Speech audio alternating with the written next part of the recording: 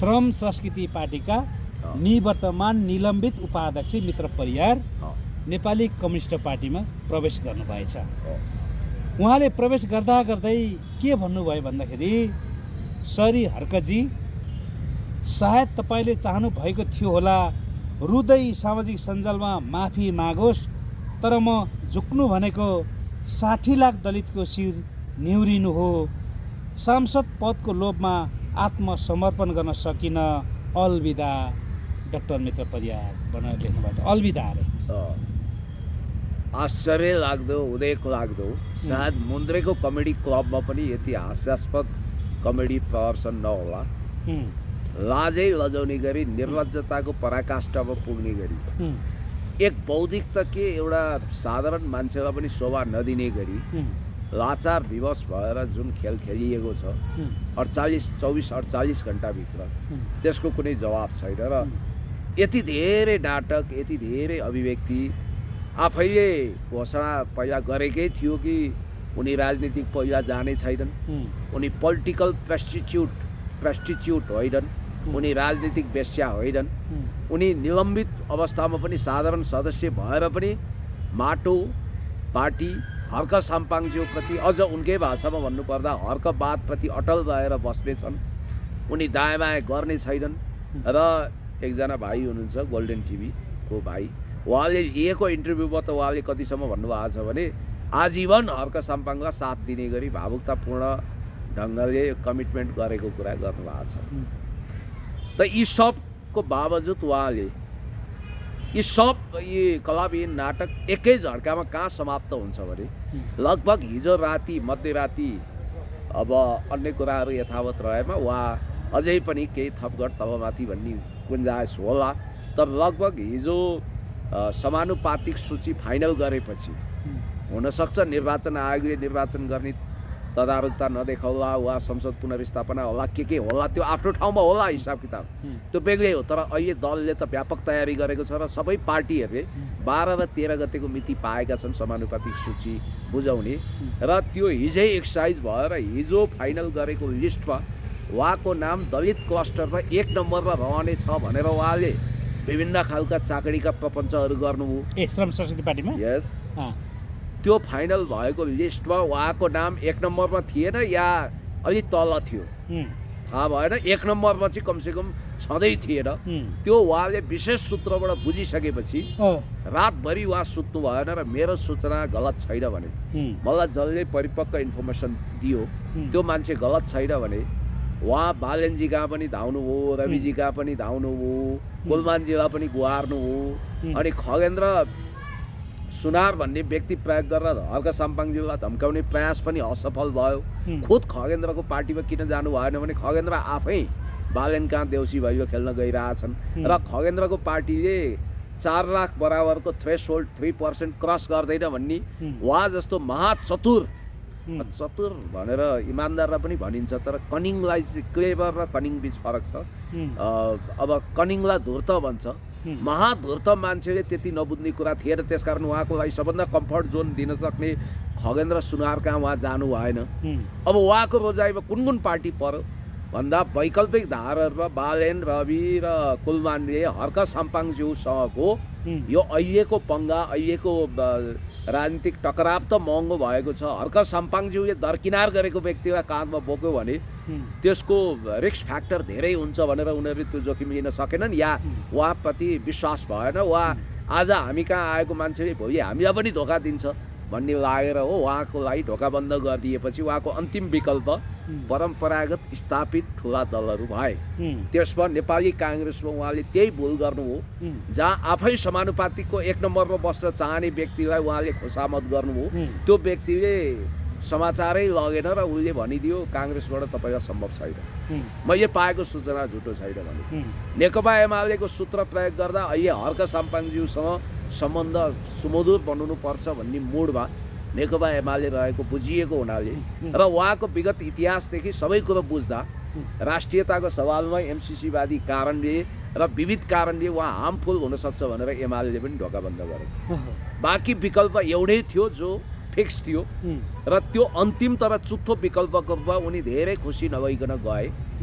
तर त्यहाँ उनलाई जानु नै थियो, किनभने काहीँ न काहीँ त बग्नु नै थियो उनलाई। प्रचण्ड कहाँ गए, तपाईँलाई थाहा छ नेपालको इतिहासमा सबभन्दा राम्रोसँग कानमा चिनी हालिदिन सक्ने नयाँ फोर्सको रूपमा आएको रवि लामिछाने, जसको पनि कानमा चिनी हाल्छन्। अहिले त बालेन पनि हाल्न थाले रे। अर्को मह नै हाल्दिने र नहुने पद उधारोमा जति पनि दिन सक्ने व्यक्ति भनेको प्रचण्ड। प्रचण्डले फासाङ फुसाङ पार्यो भने तपाईँ चिन्तै नगर्नु मित्रजी, क्लस्टरमा तपाईँको नाम माथि नै राखेर तपाईँलाई ल्याउने नै हो भने होलान्।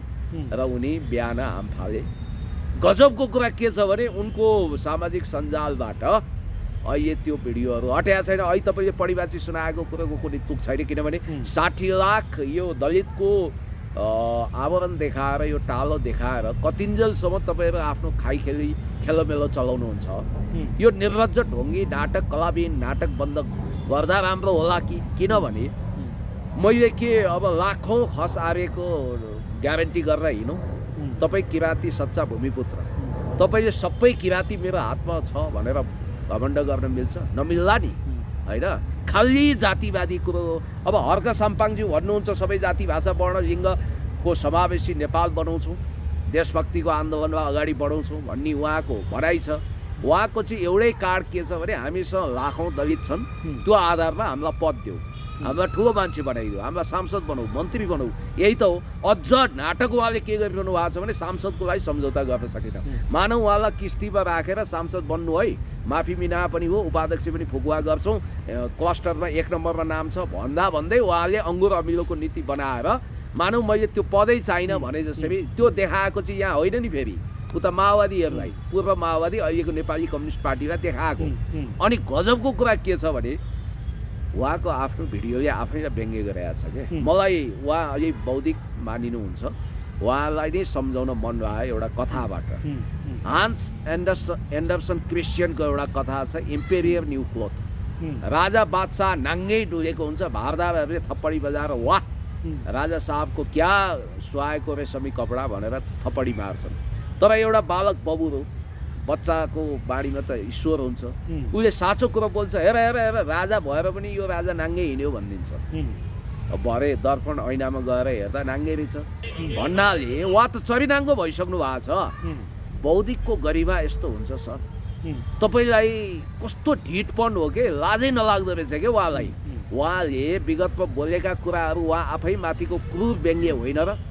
राजनीति गर्ने मान्छेको विश्वसनीयता सबभन्दा ठुलो पुँजी हो, इमान्दारिता अर्को पुँजी हो, उसमा भएको धैर्यता अर्को उसको एउटा आभूषण हो। तर ती सब कुरा घुमाएपछि हुनसक्छ उहाँले क्षणिक पद त पाउनु होला, लाभ पनि पाउनु होला।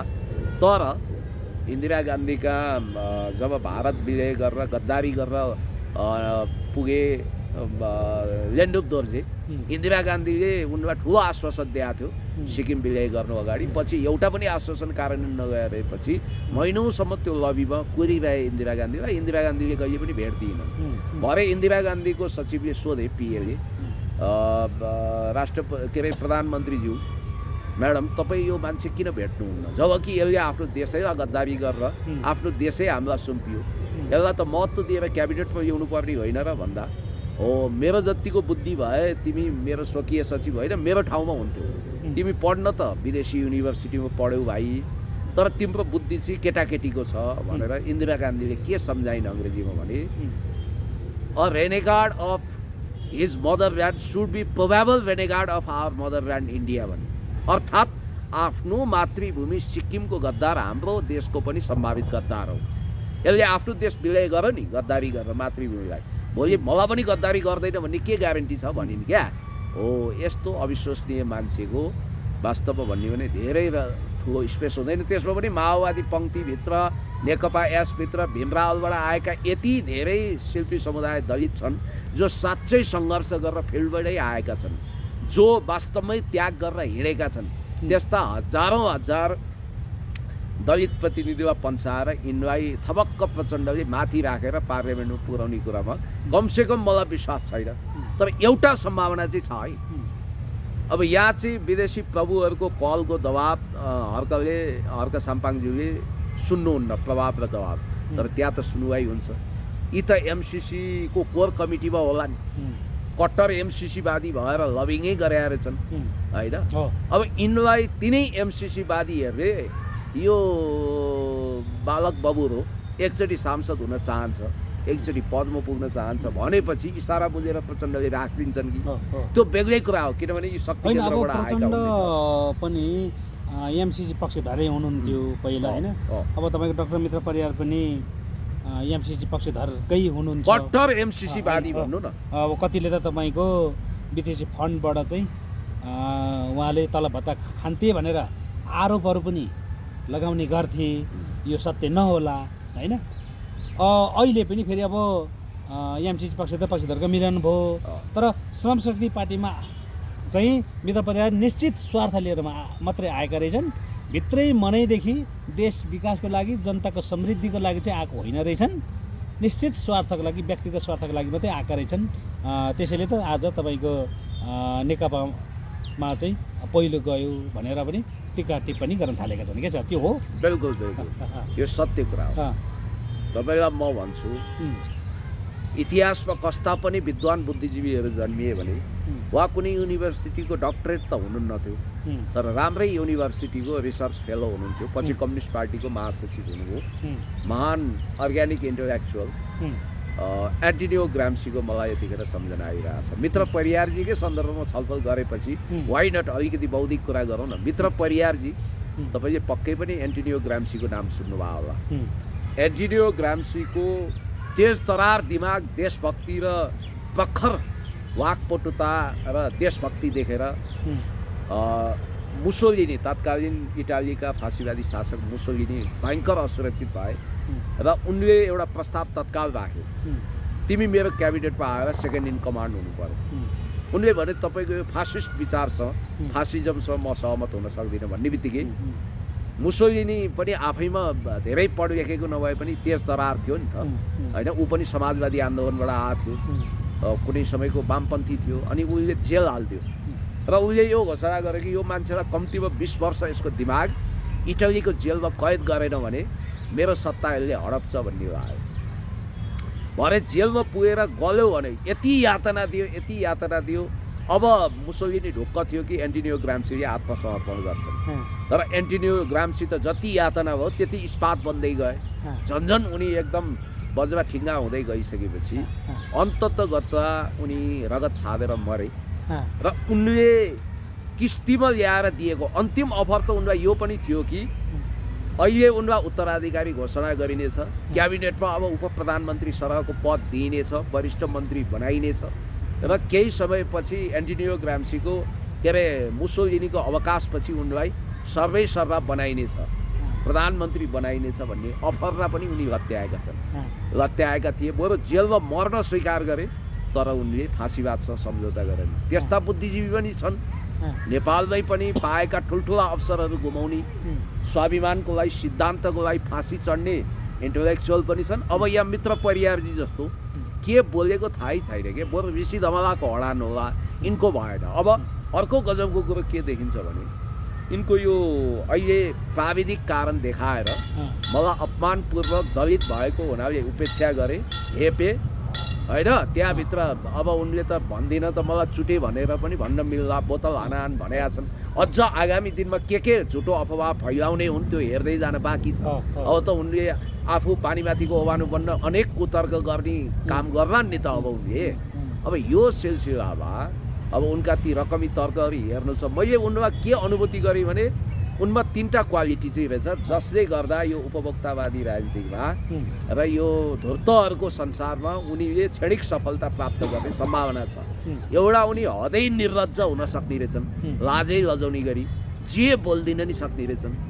दोस्रो, यो उपभोक्तावादी समाजमा नेपालमाथि अन्तर्राष्ट्रिय जगतको खास गरी इन्डो वेस्टको गहिरो माइक्रो एन्ड म्याक्रो म्यानेजमेन्ट भएको अवस्थामा उनी अन्तर्राष्ट्रिय शक्ति केन्द्रसँग लपक्कै भएको एमसिसीवादी हुनाले उनी लगभग दलभित्र कम्फर्ट जोनमा बस्न सक्ने रहेछन्। त्यहाँ त हर्क साम्पाङ हुनाले र उनले खेल्न सकेनन्, अन्तत उनी जहाँ पनि खेल्न सक्ने रहेछन् नि त, उनको त्यो तागत रहेछ। उनले विश्वास गरेका थियो होला हर्क साम्पाङज्यूको राष्ट्रियता देखाउने कार्ड हो भनेर, होइन नि। उहाँको राष्ट्रियता, उहाँको देशभक्ति भनेको देखाउने मात्रै होइन, उहाँको जीवन पद्धति हो। उहाँ त्यसमा बरु उहाँ झुक्नुहुन्न बरु सिद्धिनुहुन्छ भन्ने कुरो उनले बुझ्न सकेनन्। देशभक्तिलाई प्रायोरिटी दिएको छ भन्ने, त्यसकारण उनको दाल गलेर त्यहाँ। अनि अर्को चाहिँ समकालीन राजनीतिमा चाहिने प्रगतिको लागि चाहिने क्षणिक प्रगति है, दीर्घकालीन त गर्दैन, क्षणिक प्रगतिको लागि चाहिने क्वालिटीहरू जस्तो अब कथित डिग्री छँदैछ होइन, विदेशी युनिभर्सिटी छँदैछ, अनि अलिअलि बोल्न जान्दछन्, अनि चाकरी पनि गर्न जान्ने रहेछन्, फेरि आवश्यक पर्दा चुक्री पनि लगाउन जान्ने रहेछन्, खेल खेल्न पनि जान्ने रहेछन्, सामदाम दण्डभेद पनि रहेछ।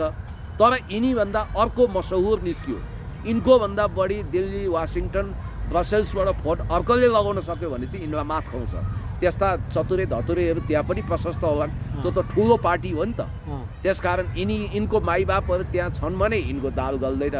म लेखेर दिन्छु, म यो रेकर्ड राख्नुहोस्, यिनले ताकेको राजकीय वा पार्टी पद पाएनन् भने यिनलाई त आदत लगाइसक्यो। उनकै भाषामा भन्नुपर्दा पोलिटिकल प्रेस्टिच्युट होइन भन्थे, अब त्यही देखियो। राजनीतिक पहिला जाने बानी लागेको मान्छेले अर्को आकर्षक अफर देख्ने बित्तिकै झम्मै हाम फालिहाल्छ। यिनको लागि यो ठुलो कुरो भएन। र सबभन्दा ठुलो कुरो चाहिँ के रहेछ भने यिनलाई जे भने पनि लाज छैन। जस्तै नि अब पहिला विगतमा पनि हर्क साम्पाङको खुलेरै विरोध गर्थे होइन, धेरै नै विरोध। तपाईँको मेयर हर्केको दिमाग मजदुरको भन्दा पनि तल्लो लेभलको रहेछ भनेर भन्ने गर्थे होइन। अनि कट्टर विरोध गर्ने मान्छे पछिबाट निश्चित स्वार्थको लागि श्रमशक्ति पार्टीमा जोडिनु भयो। हुन त उहाँ विभिन्न बहानामा विरोध गर्नुहुन्थ्यो होइन। अब कहिले कालो टिका लगाएर विरोध गर्नुहुन्थ्यो दसैँमा होइन, कहिले जातीय छुवाछुतको विरोध, कहिले केको विभिन्न विरोध भइरहन्थ्यो होइन। जातीय छुवाछुत त छैन आज, र पनि एउटा इस्यु बनाउनुहुन्थ्यो उहाँले होइन, जातीय छुवाछुत छ भनेर। अब प्रश्न उठ्छ, अहिले जसरी नेपाली कम्युनिस्ट पार्टीमा जानुभएको छ त्यहाँ पनि के टिक्लान् त डाक्टर मित्र परियार? कति टिक्यो भने कति टिक्लान्, कुन पोस्ट देलान्? यहाँ त तपाईँको अब हर्क साम्पाङको उपाध्यक्ष भनेर उसले त्यो नाम बेचेर पनि त्यहाँ ठुलै पदको चाहिँ बार्गेनिङ गर्ला कि त्यही हो भन्ने पनि छ क्या। होइन, त्यो गर्लान्, पाउन नि सक्छन्, नपाउन नि सक्छन्। मैले भनिहालेँ त्यहाँ पनि चतुरे धतुरे उनीभन्दा खुङ्खार मान्छेको कमी छैन। अब उनले पावर सेन्टरबाट कतिको यहाँ कमाल गर्न सक्छन्। म विगतमा माओवादीभित्र मन्त्री बन्ने हानाथापको एउटा सानो किस्सा तपाईँलाई सेयर गर्न चाहन्छु। नामै भनिदिउँ, प्रभु शाह भन्ने अहिले आम आदमी खोलेर बस्ने मान्छेको पहुँच चाहिँ लालु नीतिशसम्म बाक्लै रहेछ, युपी बिहारसम्म। अनि उनले सोचे कि पहाडिया मूलको मान्छेलाई त दिल्लीले बाल दिँदैन, दिल्लीले दाल गलाउँदैन भन्ने उनले बुझेपछि उनले के गरे भने सञ्चार मन्त्री बन्नको लागि भनेर उनले त्यहाँ एउटा खेल खेले। त्यहाँ सञ्चार मन्त्री बन्नको लागि उनले कुनै बिहारी वा युपीको मुख्यमन्त्रीबाट फोन लगाए प्रचण्डलाई। प्रचण्डले अब त्यसलाई रेस्पोन्सै गरे भनौँ न, गरे भरे त पहाडिया मूलको भनिएको उनले कानुन मन्त्री हेर्नुहोस् है त्यागे। यस्तो कानुन मन्त्री म खान्न भनेर उनलाई कानुन मन्त्रालय साँगुरो हो। उनलाई चाहियो पावर मिनिस्ट्री, कम्युनिकेसन मिनिस्टर। भरे त पहाडिया मूलको भनिएको, अहिले माओवादीबाट उनी स्प्लिट भइसके, बाहिर गइसके। ती मान्छेले त दिल्लीबाट फोन लगाइदिए के। सानो फोनको तुलनामा ठुलो फोनले काम गर नि, सानो माछामा ठुलो माछाले खायो। अब यिनले पहुँच प्रयोग गरे, अन्तर्राष्ट्रिय एमसिसीवादी भएको आधारमा यिनको साँच्चै तपाईँको पेन्टागनमै पहुँच छ, ठुलै शक्ति केन्द्रमा छ भने, पावरको गेममा यिनी सफल भयो भने यिनले क्षणिक सफलता पाउलान्। तर दीर्घकालीन रूपमा त टिक्दैन यिनी, किनभने त्यो सफलताबाट च्युत हुने बित्तिकै यिनी बगावत सुरु गर्न थालिहाल्छन्। यिनको आदत यही हो भन्ने बित्तिकै यहाँनिर के छ भने अब हर्क साम्पाङज्यूलाई पनि एउटा कुरो चाहिँ, हुन त सोसियल मिडियामा भनिरहेछन् मान्छेले, हर्क साम्पाङज्यूका सपोर्टरहरूले लेखिरहेछन् कि पिलो निचोरेर शरीरको तौल घट्छ र झन् आइसन्चो हुन्छ भनिरहेछन् होइन। र उहाँका फ्यान फलोवर्स चाहिँ के भनेका छन् भने हर्क साम्पाङज्यूलाई लगभग यिनलाई पुनर्स्थापित हुँदा एउटा दीर्घकालीन बोझ थियो, घाटा थियो। उनलाई पीडा हुन्थ्यो कि इतिहासको एउटा कट्टर एमसिसीवादीलाई बोकेर हिँडेको अभियोग खेप्नु पर्थ्यो काहीँ न काहीँ। अब त्यो ट्यागबाट त मुक्त भए, अब त धक फुकाएर या कुनै एमसिसीवादी छैन भन्ने मोडमा हर्क साम्पाङज्यूले बुलन्द आवाजमा एमसिसी गलत छ भन्न पाउनु हो नि त।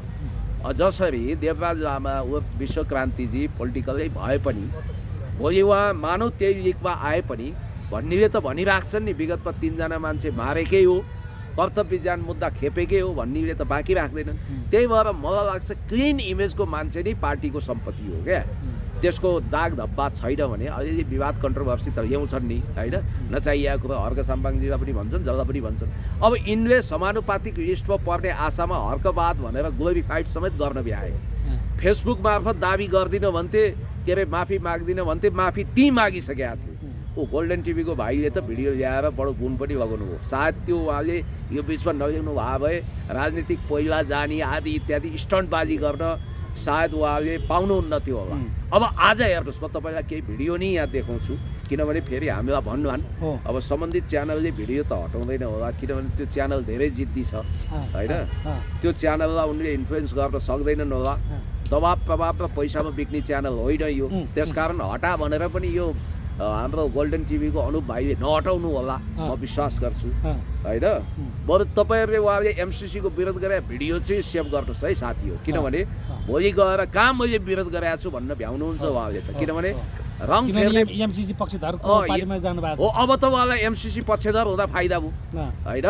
त्यो लिप सर्भिस थियो हर्क साम्पाङप्रति, हृदयले उहाँ एमसिसीवादी नै भएको हो। अब मुखले पनि एमसिसीवादी हुनुमा फाइदा छ। पावर सेन्टरलाई त कहाँ हुनु हजुर होइन नि, मैले त त्यो भिडियो छैन, सायद हटाउनु हो कि, तर उहाँ अलिकति होस्याङ्गे पनि हुनुहुँदो रहेछ। भिडियो चाहिँ उहाँले गोल्डन टिभी लगायतको हटाउनु भएको छैन। तपाईँहरूले अब चाहिँ एमसिसीको समर्थन गरेका भिडियोहरू सेभ गरिदिनु होला र उहाँका स्ट्याटसहरू मसँग त सेभ होला होइन। के अरे एमसिसीको समर्थन गरेको चाहिँ सेभ छ, विरोध गरेको छैन, किनभने अब उहाँलाई आपत पार्ने भने विरोध गरेको भिडियो हो। उहाँ वास्तविक एमसिसीवादी हो। अब यहाँ हेर्नुहोस् है उहाँले बोलेका कुरा। ल यहाँ म तपाईँलाई देखाउँछु। घरबाट निकालिदिएपछि अर्को घर लिएर म सानो हुन्छु र मैले फेसबुकमा आएर माफी माग्ने होइन, मैले त अध्यक्षको अगाडि अनुहारमा हेरेर माफी माग्ने। साधारण सदस्यबाट हटाइदिनु भयो त मेरो केही लाग्दैन। साधारण सदस्य मात्र झुन्ड्याएर राखे पनि म यसैमा लाग्छु, किनभने आई थिङ्क विकल्पहरूको पनि विकल्प चाहिँ हर्कदै राजनीतिक वेश्या बन्नु हुँदैन। आज योसँग भोलि त्योसँग तर पार्टीले त निलम्बन नै गरिसक्यो, उसले परेदैन निकालै गर्नुको लागि। अब निकालिदिइहाल्यो भने त कहाँ जाने होला, त्यो घरबाट निकालिदिएपछि अर्को घर लिएर त खोज्नु पर्ला। ल यस यो भिडियोकै एउटा व्याख्या गर्नु।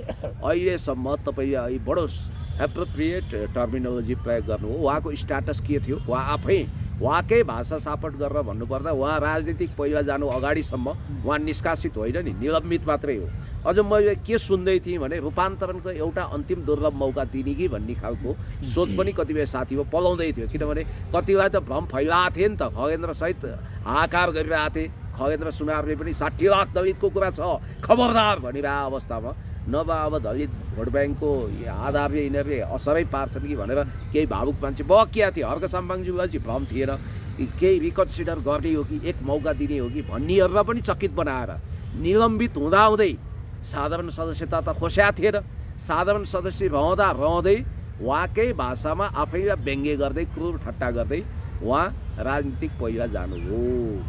अनि पोलिटिकल प्रेस्टिच्युट बन्दिन, राजनीतिक वेश्या हुनु हुँदैन भन्नेको ठ्याक्कै हामीले भने हो र। पहिला जाने शब्द पनि उहाँले आविष्कार गर्नु हो, अनि राजनीतिक वेश्या भन्ने भाषा पनि उहाँले प्रयोग गर्नु हो। नपत्याए यो सुन्नुहोस् न, मलाई फेरि साथीहरूले कहाँ बोल्नु होला र उहाँले त्यो बोल्या, किनभने भोलि यो भिडियोमा मैले बोलेको छैन एआई भनिदिन सक्नुहुन्छ, उहाँ त त्यस्तो मान्छे पनि हुनसक्छ होइन। अब यहाँ अर्को उहाँको भाषा सुनौँ ल।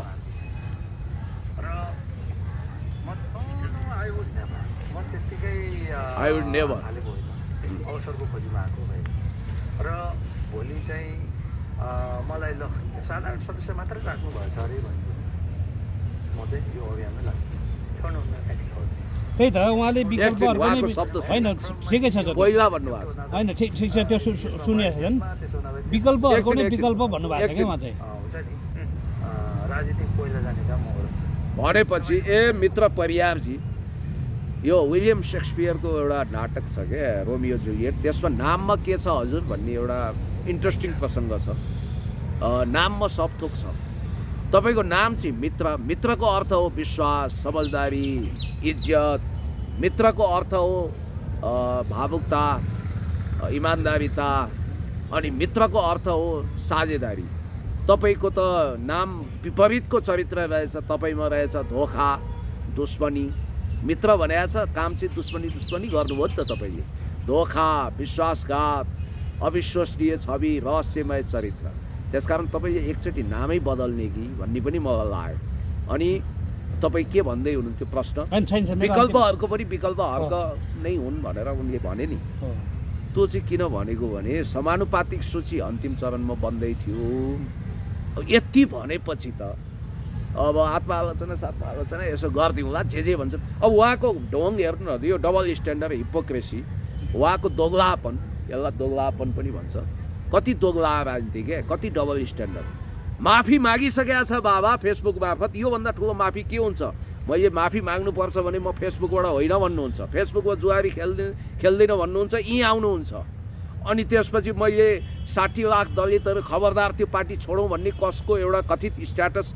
प्रायोजित स्ट्याटस पनि आफै सेयर गर्नुहुन्छ फेरि हटाउनु पनि हुन्छ हटाउनु पनि भएको छ फेरि राख्ने हो कि उहाँले भन्नाले अनि खगेन्द्र सुनारलाई प्रयोग गरेर हर्क साम्पाङज्यूलाई गुन्डागर्दीपूर्ण ढङ्गले होइन कुनै डन्ट शैलीमा धम्काउन पनि लगाउनुहुन्छ केही लागेन उहाँको अब नभए शक्ति केन्द्रको पनि फोन लगाउने कोसिस गर्नुभएको थियो कि हामीलाई त केही थाहा हुँदैन त्यो भएपछि अन्तिममा राति कति बजे थाहा पाउनुभयो के अरे अब फाइनल सूची बनिसक्यो दलित क्लस्टरबाट तपाईँको नाम छैन अनि उहाँले के गर्नुभएको छ दमैको छोरो उनीहरूले हेपे दलितलाई हेप्ने भन्नुभएको छ ए मित्र परियारजी तपाईँ त्यही दलित कोटाबाटै तपाईँ उपाध्यक्ष बन्या हो कि तपाईँको अरू विशेष राजनीतिक योग्यता भएर होइन अनि अर्को कुरो हामीले अहिले सहरमा देखिएका झिल्के दलितवादीबाट सावधान हुनु पर्यो पख्नुहोस् छिर्के मिर्के झिल्के दलितवादी एरिस्टोक्र्याट हुन् यिनीहरू ब्राह्मण भन्दा पनि अथवा अरू जातिको एरिस्टोक्र्याट भन्दा पनि सौखिन छन् गाडी चढ्छन् सुविधामा छन् विदेशी युनिभर्सिटी पढे